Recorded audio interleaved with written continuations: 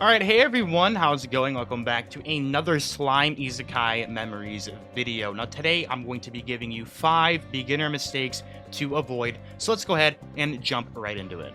Okay, so one thing I want you guys to avoid is not taking advantage of the parallel processing when you are AFK, aka when you're away from your phone, from your computer, any of that kind of stuff. When you're asleep, you have this option to do parallel processing, and what parallel processing does is as you are away, over time, you will be able to farm an event. For example, you could farm the Magic Kills event, where you're able to farm up for your level up quest so you can get stronger EXP so that you can upgrade your characters faster.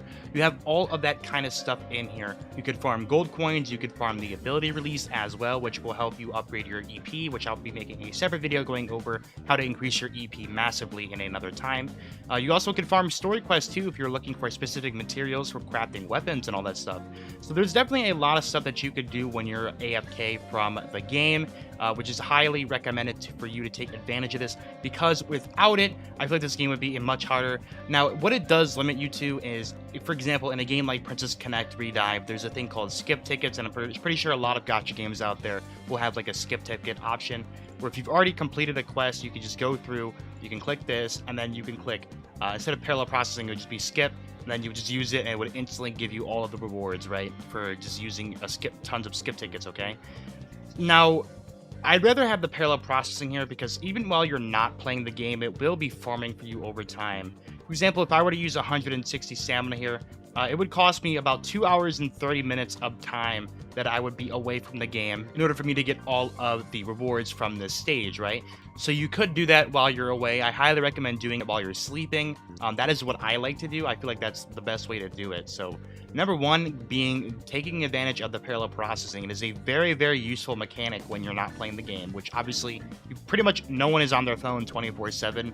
Eventually you're gonna get bored. Like, you'd be like, oh, I play on my phone 20 hours a day, right? But you're gonna get bored of the game. So yeah, just use it whenever you're asleep and all that stuff. It's a very, very, very strong mechanic, and just make sure you take advantage of it. Okay, so the next beginner mistake is going to be not upgrading your city at all times. What I mean by that is, of course, the mode being the builder mode, aka the build nation mode. And what you're going to be wanting to do is make sure that your construction workers are always, always, always working 24/7 on the clock, no breaks off, okay? Make sure you always have these upgrades going. For example, I have a ton of constructions I need to do, and a lot of them take plenty of time. For example, this one will be taking over 5 hours to complete. So always, always, always make sure you come through and keep your builders working, because you'll get a ton of extra rewards. For example, the restaurant gives you more coins, you get more magi stones from upgrading all of the dig sites and all that stuff. So just always make sure you keep these moving at all times. You never, ever, ever want to have any of these just like not working, unless you are completely capped out and you actually can't upgrade anything else until you maybe upgrade your essential office. So it is really, really important to make sure you are upgrading this. On top of doing all these upgrades, you will be getting rewards for getting higher upgrades. For example, you get like farm level 4 or field level 4, and as you do these upgrades, you will be getting missions. As you can see, we are unlocking missions as well in terms of the total. Let's see what the missions we got. We're reach restaurant level 6, reach forest supply core space level 2, and reach mountain supply core space level 2 as well. And there we go. We'll be able to get 3 of the great sage little medals there, so that we can continue to level up our great sage. Obviously, upgrading your great sage is super important, so these two go hand in hand. You're going to be getting a lot of these points towards upgrading your great sage level from your build nation. So always make sure they're working at all times. It's pretty much these parallel processing and the build nation go hand in hand. As you're away from the game, your build nation will be working as well as your parallel processing. So having those two hand in hand pretty much as 1 and 2 makes the most sense to me. Okay, and then the next mistake to avoid is actually going to be rushing the chapters. And what I mean by rushing the chapters is if you are under leveled in specific. So if you are under leveled, for example, if we go to something like chapter 2 on normal mode, if you are somewhere around 80,000 EP and you try an 86,000 EP, it's going to be very, very hard, and you're going to be needing to have like insanely good characters that are super highly leveled, or you're going to be needing having like multiple dupes of characters. So just make sure that you do not rush this story mode. The story mode, of course, as you complete through the chapters, you will unlock more building materials so that you're able to build your nation higher, so that you're able to get more citizens. The more citizens, the more you're able to get more rewards and all that stuff, right? So obviously completing story is super important, but just make sure that you are not bomb rushing it and limiting yourself by focusing too much on completing the story rather than upgrading, for example, upgrading your characters as well as upgrading your substitute characters so that you can get better stats. So now that we're on the topic of the characters, let's talk about something that I know a lot of people actually have been missing out, and that is going to be the Forage.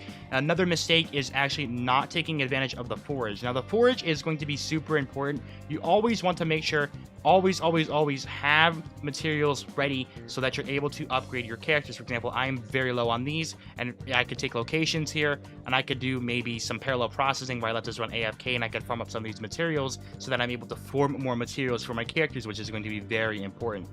So obviously equipment is super important. It is a very big part of your character's EP. There's also going to be an enhanced list. Now the enhanced list is also very important. As you can see, from level 1 to level 20, you gain almost double. You pretty much double your attack power.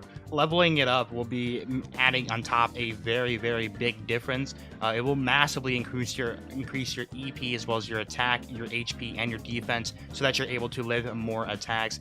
Just for an example, let's go ahead and upgrade this large brooch here. Let me go ahead and max this out. As you can see, we go from somewhere around 500 to over 1,000, so we gain a nice 500 HP just from leveling this up to 20, which of course is going to be super important. And you also evolve it on top of that, which in turn will increase the level, which will in turn increase your HP and all of that stuff. So just make sure you guys are leveling up these equipments. If you're wondering, oh, all my characters level 80, all my support characters level 80, why do I not have high EP, or why am I not able to do enough damage? Make sure that your Forage characters and all of your equipment is upgraded as high as it can go, so that you're able to do the most damage without dying quickly. Okay, and the last thing is going to be in the training section, and that of course is going to be the 2x Predator battle. This one's kind of like a no-brainer, but just make sure that you are constantly farming these daily quests, because of the fact that you're going to be using these materials to upgrade your skills on your companions. For example, if I were to head to a character like Rimuru, who has a very powerful skill ability,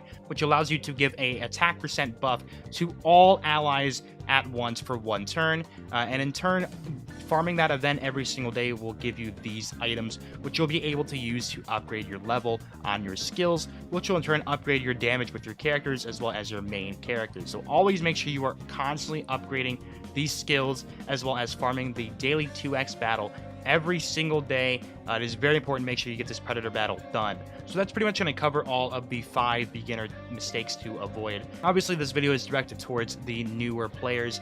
People who have been playing for a few days now already know all this stuff. But if you have just been starting playing, hopefully this video helped you guys out. And that's pretty much going to do it for me today, guys. I hope you guys all enjoyed today's video. If you want to see more Slime Isekai Memories content, let me know in the comment section down below. Leave a like and subscribe to my channel. I will be posting more Slime Isekai Memories content. I think the next video I'm going to do is going to be complaining about how buggy this game is on Android on emulator, because right now it's a current mess. But besides that, the game is beautiful. So I'll see you guys all in the next one. Peace out, everyone.